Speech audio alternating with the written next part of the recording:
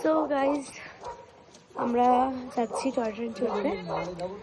তো লাঞ্চ হয়ে গেল। আমরা না টয় ট্রেনের 3:30 যে স্লটটা আছে সেটা নিয়েছি, কারণ যেহেতু আজকে আমাদের দার্জিলিংয়ে লাস্ট ডে, তো সেই ক্ষেত্রে আমাদের লোকাল সাইট সিন করার সময় সেইভাবে তো ছিল না সকাল ছাড়া।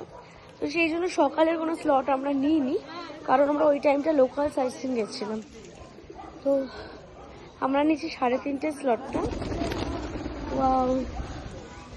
সো যাই হোক, এবার যাচ্ছি আমরা টয় ট্রেন চড়তেই সেখানে।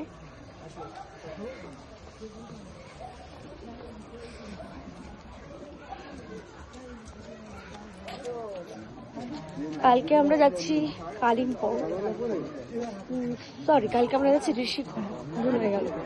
ও ঋষিখোলায় যাবো কালকে, সেই জন্য আজকে আমরা 3:30 স্লটটাতে টয় ট্রেন চড়বো। দার্জিলিংয়ের ঐতিহ্যবাহী যে জিনিস টয় ট্রেন।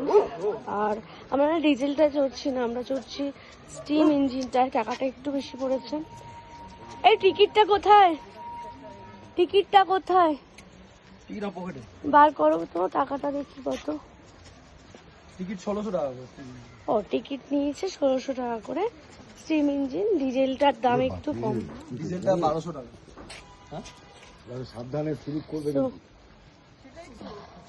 এটা ভালো। কিন্তু ওঠার তো তাহলে কি করতে, এইটা আসবে না নাকি? নামতে আবার কি কষ্ট আছে